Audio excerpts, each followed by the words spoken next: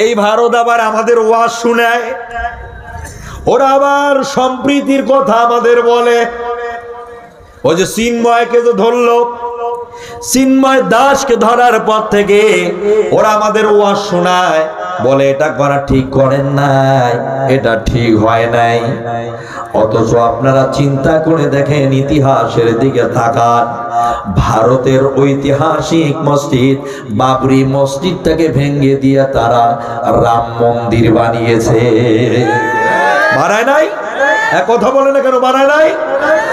আর আমরা বাংলাদেশের মুসলমানেরা এই বুকে থাপড়ায়া বলতেছি, এমন কোন মায়ের পুত নাই, এমন কোন বাপের বেটা বলতে পারবে না যে বাংলাদেশে আমরা মন্দির ভেঙে মসজিদ বানাই আছি। কে বলতে পারবেন? একটা দেখাতে পারবেন কেউ? আবার ওরা বড় বড় কথা বলেন, সোরের মায়ের ডাঙ্গর গলা, সোর চুড়িও করে, আবার বড় কথা বলবে, সহ্য করা হবে না। এক কথা বলে না কেন? সহ্য করা হবে না।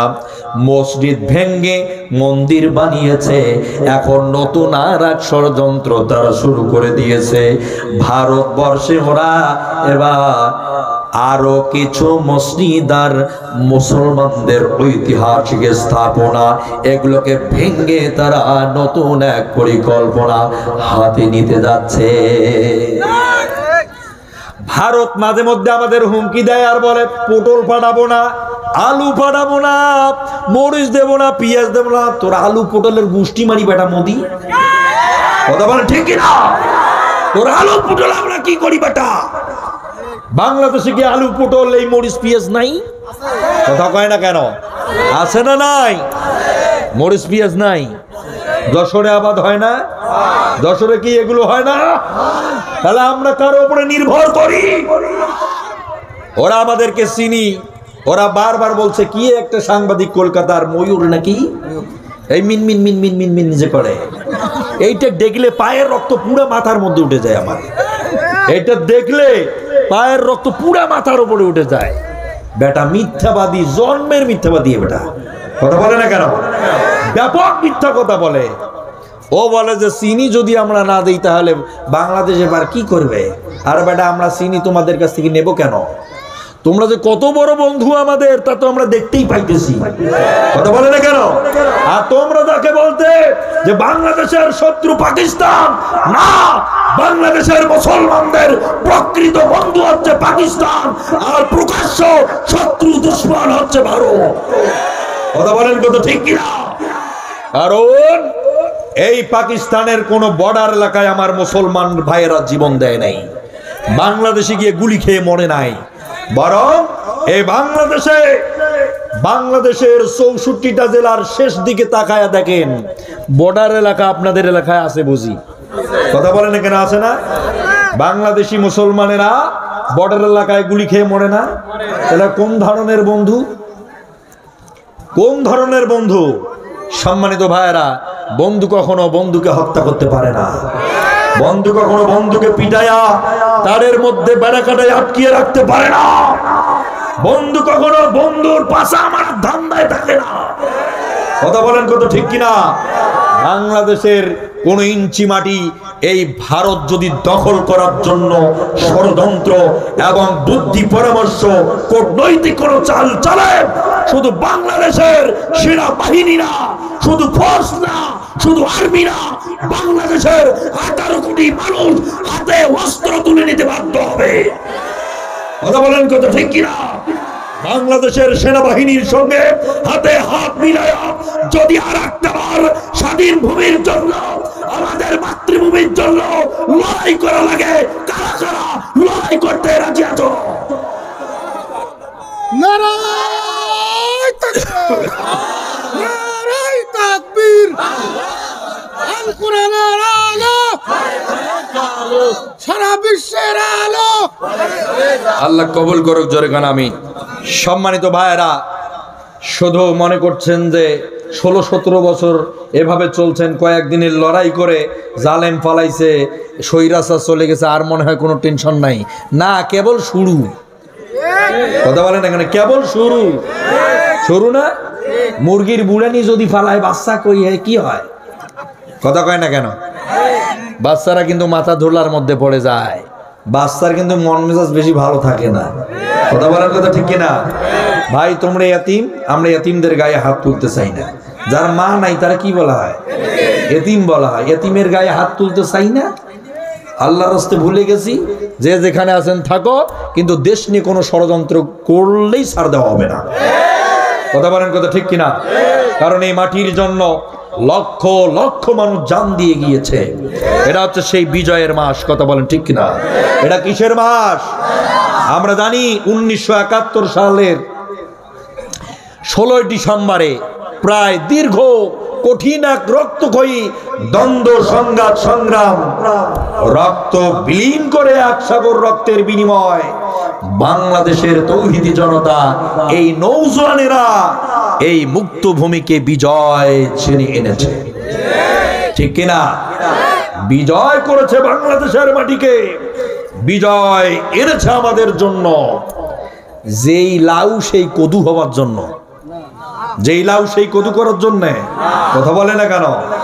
সম্মানিত ভাইয়েরা, অতএব চোখ কান মুখ খোলা রাখবেন, না হলে সব শেষ করে ছেড়ে দিয়ে দিবে। সম্মানিত ভাইয়েরা, আলোচনাটা একটা পর্যন্ত চলবে। চলবে, কথা না বললে কি বুঝি? এই সোনার বাংলা জাহালাইয়া দিল শেখের বেটি হাসিনা। ও ভাই রে ভাগাই, হাসিনা সরকার আসিয়া দেশটা করে গেল দেউলিয়া। এই বেদনায় বুকটা ফাইটা যায়। আওয়ামী লীগের সরকার নাম্বার 1 স্বৈরাচার। আওয়ামী লীগের সরকার নাম্বার 1 স্বৈরাচার। চলবে? পদ্মা সেতুর দুর্নীতি তার জানা, জানেন আল্লাহর ফেরেশতা। দুর্নীতি কোথায় হয়, কিভাবে টাকা মাইরে দেফালায় কে, কিছু জানে না, নিষ্পাপ শিশু। কথা বলেন ঠিক কিনা? এই হচ্ছে ইমানদার। সারা দিন রাত নেতা কর্মীরা বলে আমাদের নেত্রী কোরআন তেলাওয়াত করে অল টাইম। ফজরের নামাজের পরে কোরআন শরীফ খতম করে ফেলায়, তাহাজ্জুদ পড়ে সারা রাত। আর স্বামী ওসমান তো 70-80 রাকাত পড়িয়ে, মনে নাই? কি যে ভাই বলি, বলার কোনো ভাষা নাই। উনি বলে 70-80 রাকাত কি পড়ে? আচ্ছা, তাহাজ্জুদের নামাজ কতগুলো ভাই? ও সালাতুত তাসবিহ পড়ে। মাশাআল্লাহ, সারা রাত তাহাজ্জুদ পড়ে, ফজর হলে পরে কোরআন খতম করে, সূরা ইয়াসিন পড়ে, সূরা রহমান পড়ে, সূরা ওয়াকিয়া পড়ে, খতম করে ফেলাইছে। অথচ আমরা বাংলাদেশের 18 কোটি মানুষ, এই বাংলাদেশের মানুষের যে জায়গায় বিল পাস হয়, যার নাম হচ্ছে সংসদ, সেখানে দাঁড়ায় উনি কি বললো? লাকুম দিনুকুম ওয়ালিয়া দিন, বুখারী শরীফের হাদিস। আচ্ছা, লাকুম দিনুকুম ওয়ালিয়া দিন বুখারী শরীফের হাদিস, এইটা কি? কোন সূরা? সূরা কাফিরুন। আপনার এই তেলাওয়াত শোনার পরে, আপনার বক্তব্য জানার পরে বুঝে ফেলাছি আপনার কতটা কোরআন শরীফ আপনি তেলাওয়াত করেন। কথা বলেন ঠিক কিনা? আপনি কতটা কোরআন শরীফ তেলাওয়াত করেন তা তো সহজেই বুঝে গেল। সম্মানিত ভাইরা, এই জন্য বলবো, উপরের মাল দেখিয়ে ভেতরের বিচার করেন না। একবার এক লোকে মক্কায় গিয়েছিল, মানে কাবা শরীফে গেছে। তো হজ করে আসার সময় চিন্তা করলো, বাসায় যেহেতু যাইতেছি, তো সেহেতু মক্কাতুল মুকাররমার মদিনার কিছু জিনিস তো নিয়ে যাওয়ার দরকার। ও করছে কি, আসার সময় একটা তাস কিনছে, ওই যে রুমালের উপর যেগুলো দেয়, এটা তাস। তো রুমাল একটা কিনছে, একটা জুব্বাও একটা কিনছে, নিয়ে চলে এসেছে বাড়িতে। আসার পরে এই লোক বিকালের সময় হাঁটতেছে, তো সন্ধ্যা ঘনিয়ে আসছে, মসজিদের পাশে আজান হয়ে গেছে। যে মানুষগুলো মসজিদের ভিতরে, এরা কোটায় গেঞ্জি আর প্যান্ট পরা, শার্ট পরা। দূর থেকে দেখা যাচ্ছে আজান তো শেষ, এবার তো নামাজ পড়া শুরু। নামাজের এখন জামাত পড়াইবে কি, ইমাম হবে কে? এই অরে ঠেলা দেয়, ওই অরে ঘুতে যে যাও না যা না, কয় দেখো এই যে পাশ থেকে দেখো মুহাদ্দিস সাহেব আইসেছে। মুহাদ্দিস সাহেব আসছে, মুহাদ্দিস সাহেবকে ধরছে, ধরে বলতেছে হুজুর ভাই আপনি নামাজ পড়েন। এখন উনি এলা মনে মনে কয় যে আমি তো ভাই 3 রেখার নামাজের ইমাম না, আমি তো 1 রেখার নামাজের ইমাম, আমি সূরা ফাতিহার শুধু কুলু সূরাটা জানি।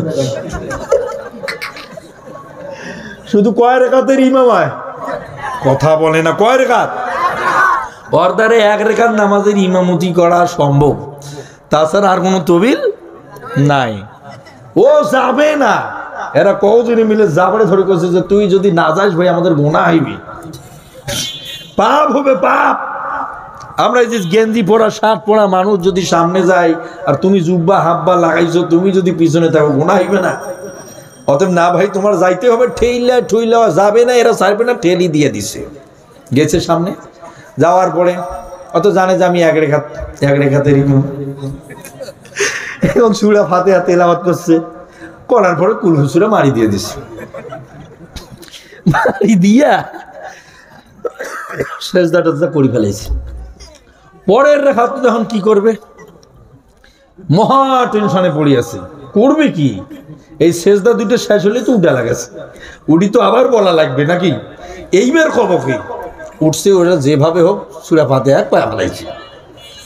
তখন যখন বলি ফেলাইছে, চিন্তা করলো যে না ওই কুলহু সূরাটা শেষের না 2টা আয়াত বলি দেই, আবার দিয়ে দিছে। বলিয়া দেওয়ার পরে 2 রেখাত হয়ে গেছে, মানে যেভাবে হোক একটা সেজদাত গেছে, ওই দ্বিতীয় সেজদাটা গিয়ে টেনশনে আর উঠির পাইছে না, ওইখানে আর মাথা উঠাইতে পারে না। লাস্টে সিদ্ধান্ত নিছে যে না, এটা মাথা উঠার আগে আমাকে পালাইতে হবে। তো এরা উঠার আগে উনি উঠে মারছে, দৌড় চলে গেছে। নানা আর নাতি, দাদা নাতি দুজনে নামাজ পড়তেছে। নাতি এখন কই এতক্ষণ তো ইমাম সাহেব থাকিবের কথা না, যতক্ষণ ধরে আছে এতক্ষণ তো থাকার কথা না, তো কি ব্যাপার দেখি, একটু মাথাটা ভাসে দেখছে যে মা সামনে তো ইমাম সাহেব নাই। তো এরপরে নাতি বলতেছে দাদা তুমি যদি কিয়ামত পর্যন্ত এই সেজদায় থাকো, তোমাকে উটের মতো লোক কিন্তু সামনে নাই। তুমি যদি কিয়ামত পর্যন্ত থাকো, তোমার উঠার মতো লোক নাই। দাড়ি টুপি পাঞ্জাবি আর লেবাস, আমরা বোরকা পরা, তসবি আর পট্টি আর মাজারত ফিল্ডিং মারা, বছরে বছরে হজ করে যাওয়া, এগুলো দেখলে ইমানদার হিসাবে পরিগণিত হয় না। ইমানদার হতে গেলে আল্লাহর প্রেম ও ভালোবাসায় ইমান আনা লাগে কার প্রতি? তো আপনি শুধু উপরে সাইনবোর্ড লাগাইছেন আর ভিতরে ভিতরে ইসলামের 12টা বাজায় 13টার গাড়ি দুটাইতেছে। কথা বলেন, কথা ঠিক কিনা? এইটা ইমানের পরিচয় নয়। ইমানের পরিচয় হচ্ছে মুখে যেটা বলবো অন্তরেও সেটা করব। কথা বলেন ঠিক কিনা? অন্তর দিয়ে যেটা ভাববো মুখেও সেটা বলবো, এরই নাম হচ্ছে ইমান। সারা রাত করে হরি হরি, দিনের বেলা করে ইমান চুরি। আর ইসলামের প্রিয় মানুষ আলেম ওলামা মুসলমান মারিবার জম। কথা বলেন, কথা ঠিক কিনা? এই হচ্ছে ইমানদারের কোয়ালিটি। এই যদি হয় ইমানদারের কোয়ালিটি, তাহলে আল্লাহ বিচার করবে। কথা ঠিক কিনা?